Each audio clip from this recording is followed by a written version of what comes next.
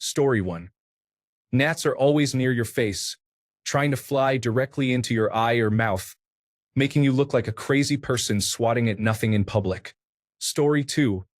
Bed bugs have no viable reason to exist, and absolutely nobody will miss them if they suddenly vanished from the face of existence. Story 3. You know those huge centipedes that hang upside down in caves and catch and eat bats? I hate them. Story 4. Micronathozoa. I memorized all the phylum trees by creating a rhyme scheme. This organism caught me out for days. And it is just one worm. Why does it have its own phylum? Now I remember and say its name with spite across my consciousness. Story 5.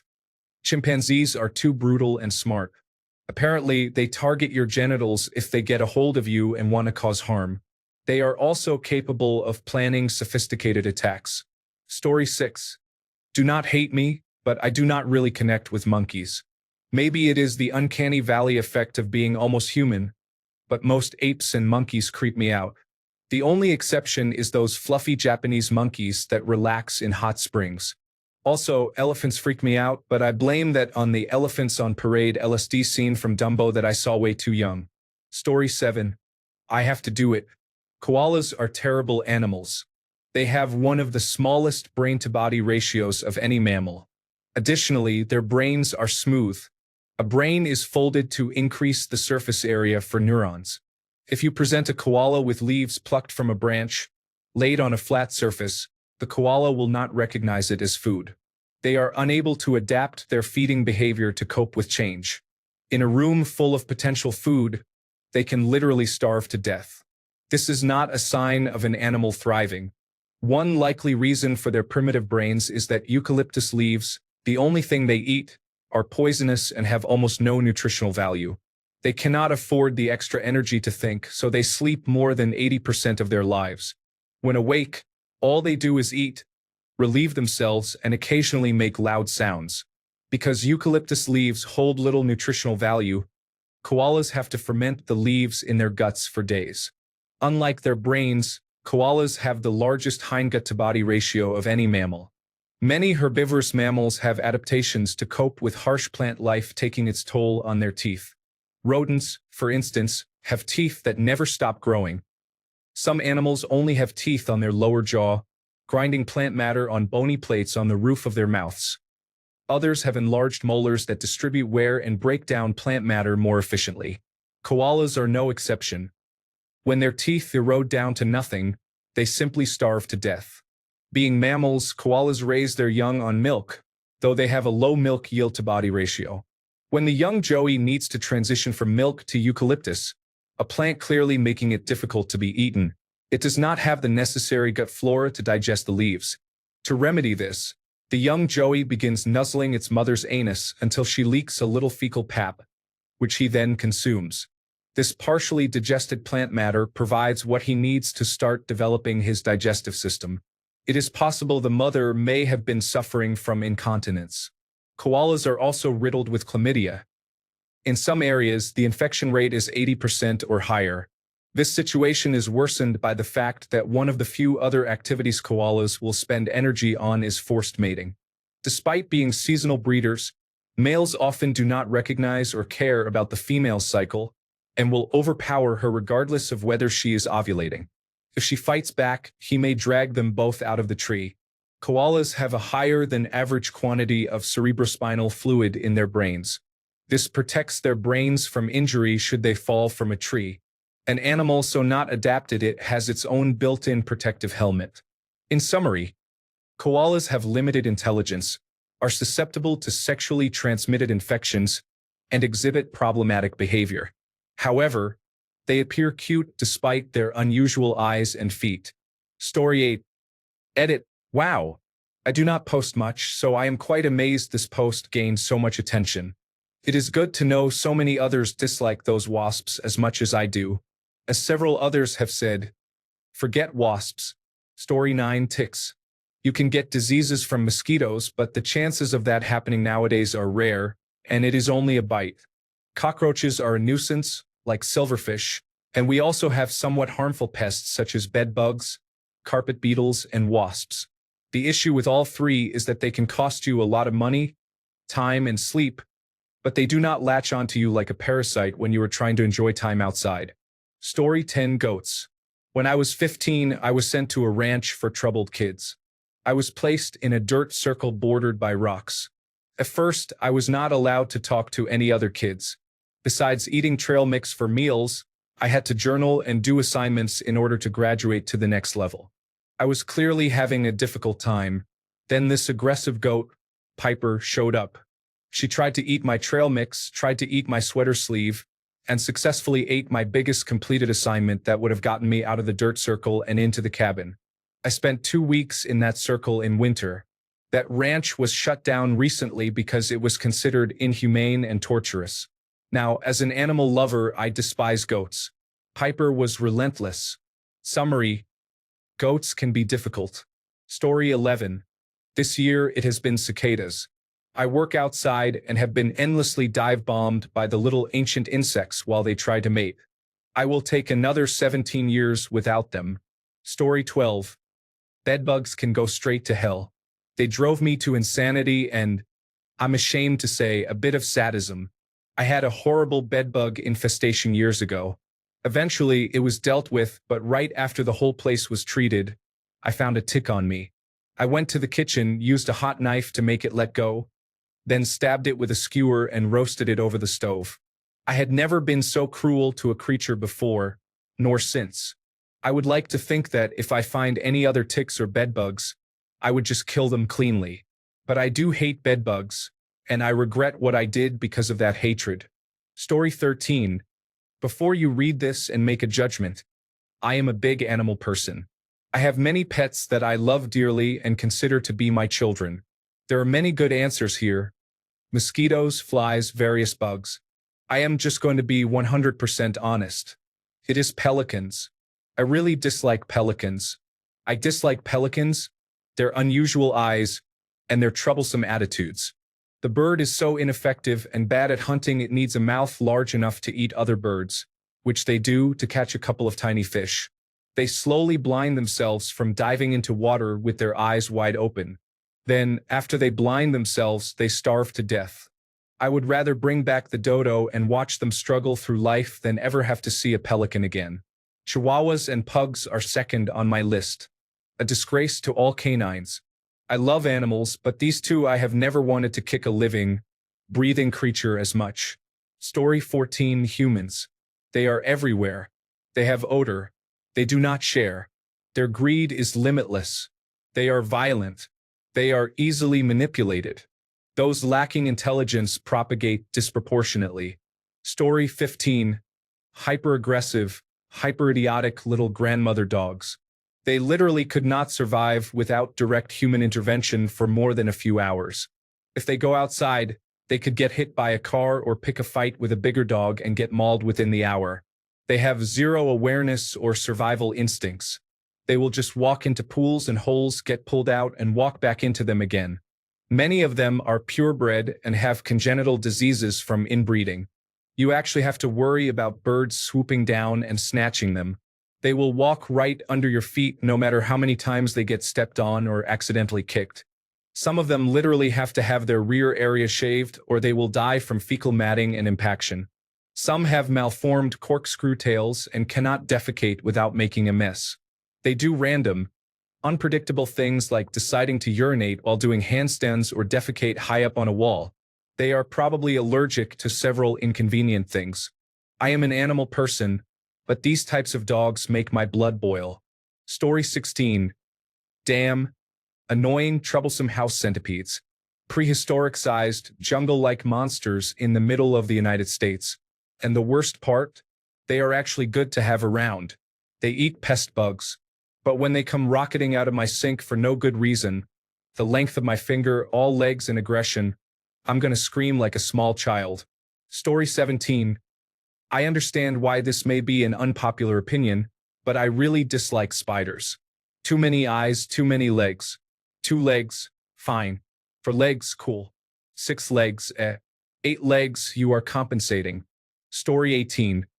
Jellyfish do not have a nervous system that registers pain. Yet some have evolved stings that are among the most painful experiences a human can endure. Jellyfish do not have brains, but some cause enough pain that the victim's brain may choose to shut down rather than continue living in immense pain. Jellyfish have no cognition, but some have been observed changing their behavior after humans began tracking their movements. Jellyfish are among the oldest animals on Earth, and some have evolved the ability to revert to their juvenile forms, making them functionally immortal. Story 19, it has to be spiders. They come in all sizes, appear out of nowhere, and reproduce rapidly. 1 minute it is quiet. The next, there is a whole spider family. Story 20. This one will probably not go down well, but I absolutely hate sloths. I am absolutely terrified of them. Even the small emoji upsets me. Story 21. Pandas failed natural selection, and we keep spending money on them instead of species more capable of adapting. Story 22. I both love and hate jellyfish. I have been terrified of going in the water for a long time because of them, but can I blame them? I am invading their house. They have every right to do whatever they want to me, but I really do hate them. They still look cool, though. Story 23. I live in South Florida. The iguanas are completely out of control, especially if you live near a body of water like I do. I go out around the neighborhood once a week with a firearm for population control. Also, those palmetto bugs are very troublesome. If I see one inside my house, I need to make sure it is dead. I feel really uncomfortable if they get away. Story 24, monkeys. When I was a child, a relative had a chimpanzee. It ate my favorite socks, and I have despised them ever since. Story 25. Deer are considered one of the less intelligent animals in the kingdom. They hear a twig snap in the woods and immediately run away. But when they see a car traveling at 60 miles per hour down the highway, they often stop and stare or run out in front of it, causing accidents. I do not hunt, but I respect those who do. Story 26. So someone in a group asked me to tell them why I hate the ocean sunfish so much, and apparently it was too mean and was deleted. To perpetuate the truth and stand up for ethical journalism, I'm posting it here. Rated NC, 17 for language. Disclaimer, I care about marine life more than I care about anything else, for real.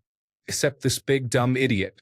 And it's not like an ironic thing, I mean it is hilarious to me and they are the biggest joke played on Earth, but I seriously hate them. The mola mola fish or ocean sunfish. They are the world's largest bony fish, weighing up to 5,000 pounds. And since they have very little girth, that just makes them absolutely giant dinner plates that God must have accidentally dropped while washing dishes one day and shrugged his shoulders at because no one could have imagined this would happen. And with no purpose. Every pound of that is a wasted pound and every foot of it, 10 feet by 14 feet, is wasted space. They are so completely useless that scientists even debate about how they move. They have little control other than some minor wiggling. Some say they must just push water out of their mouths for direction. They could use their back fin, except guess what? It does not grow. It just continually folds in on itself, so even though new cells are being made, this piece of floating garbage just doesn't put them where they need to go. They don't have swim bladders. You know, the one thing that every fish has to make sure it doesn't just sink to the bottom of the ocean when they stop moving and can stay the right side up. This creature, that can barely move to begin with, can never stop its continuous tour of idiocy across the ocean or it will sink. Except when they get stuck on top of the water, which happens frequently because without the swim bladder, if the ocean pushes over the thinnest but largest, most topolable fish on the planet, they are out of luck. There is no creature on this earth that needs a swim bladder more than this spit in the face of nature. And yet some scientists have speculated that when they do that, they are absorbing energy from the sun because no one knows how they manage to get any real energy to begin with. So they need the sun, I guess.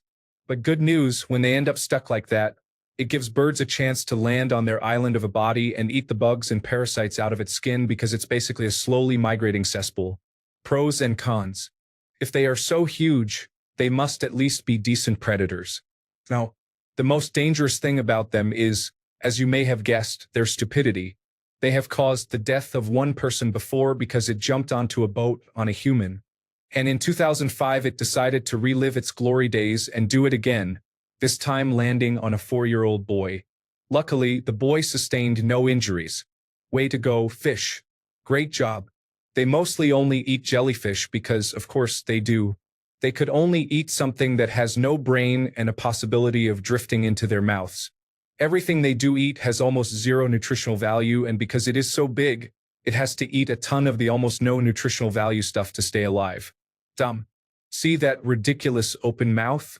This is actually why this is my favorite picture of one, and I have had it saved to my phone for 3 years. Do not let that expression fool you. They just don't have the ability to close their mouths because their teeth are fused together. And it is good it floats around with such a clueless expression on its face, because it is clueless. They do sometimes get eaten though, but hardly. No animal truly uses them as a food source, but instead usually just maims them for kicks. Seals have been seen playing with their fins like frisbees. Probably the most useful thing to ever come from them. Wow, you raise some good points here. This fish truly is proof that God has abandoned us. Yes, thank you. But if they are so bad at literally everything, why haven't they gone extinct? Great question. Because this thing is so worthless, it doesn't realize it should not exist. It is so unaware of everything that it doesn't realize that it is doing maybe the worst job of being a fish, or debatably the worst job of being a cluster of cells than any other cluster of cells. So what does it do? It lays the most eggs out of everything. Besides some bugs, there are some ants and stuff that lay more. It will lay 300 million eggs at one time. 300 million. It survives because it would be statistically improbable, dare I say impossible, that there wouldn't be at least one of those 300 million eggs, that is each time they lay eggs, left surviving at the end of the day. And this concludes why I hate the ocean sunfish. If I ever see one, I will throw rocks at it. Story 27. I wouldn't say I hate any animal, but naked mole rats make me really uncomfortable. They are mammals that live like ants. They dig complex tunnel systems underground and have job-based castes. They have a queen, and only she can have babies. In the abstract, I think, wow, nature is so varied. This shows no categorization is absolute. Yes, naked mole rats. But when I see them crawling around acting like insects, I feel uneasy. I once made myself nauseous watching them on a live stream, trying to like them more. I respect naked mole rats, but I cannot deal with their whole existence. Story 28. Bees and wasps are difficult for me because I am not allowed to dislike them according to polite society, despite being deathly allergic. I am tired of being morally judged while running for my life away from them. Story 29. I am not a fan of hyenas. They just seem very unpleasant. For example, a cheetah or jaguar may work hard to make a kill, but then hyenas come and steal it. To make it worse, they laugh the whole time mockingly. They are total assholes. Story 30. Centipedes are strange, unpleasant, with too many legs, wriggly, armored, creepy creatures. Their cousin, the millipede, is interesting. They have small, rounded heads and a less intimidating appearance. Story 31. Snakes gross me out and can eat a human. They also do not have legs, and that is creepy. They swim, climb trees, and even glide sometimes, so I strongly dislike snakes. Story 32. If insects are out of the question because I dislike the blood-sucking ones, then I choose dogs. Let me say this. I recognize they are beloved by many. I understand they are helpful and caring. I know bad owners make bad dogs. Even though I don't like them, I still technically love them. They are alive, breathing, and I don't believe any animal, besides some insects, deserves true hate or to be treated poorly. For some odd reason, I can't find dogs cute unless they look like wolves. Dogs are creepy. I look at them and get chills. They spook me endlessly. On top of that, if they are wild or have a bad owner, they can just jump and bite your jugular and you can consider yourself dead. Even good dogs can snap, and reasonably so.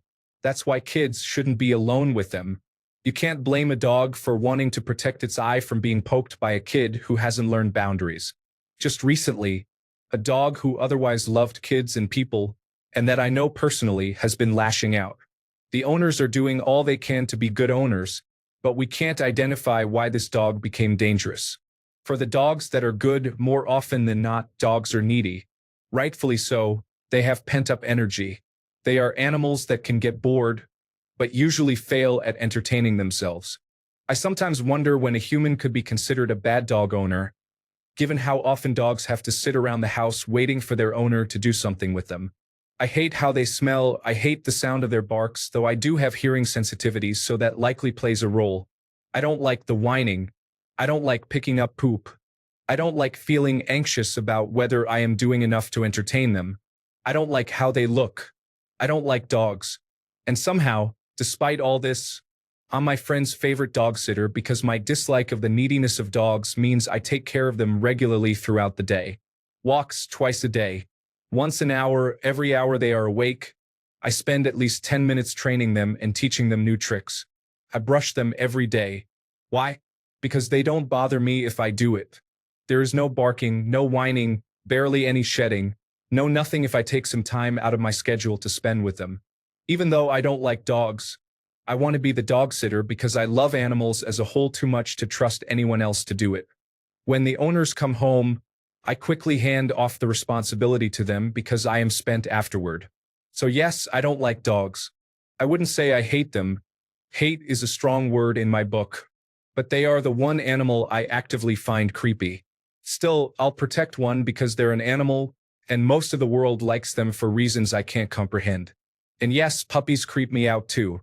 Story 33. Cockroaches, mosquitoes, and flies are already covered. Camel spiders are nightmare fuel. Story 34. Dogs that sound like they need a continuous positive airway pressure machine when they are sleeping, such as French bulldogs and pugs. Even when they are awake, I cannot stand that sound. Thanks a bunch for sticking around till the end of the video. Remember to subscribe, and until next time, stay awesome and goodbye.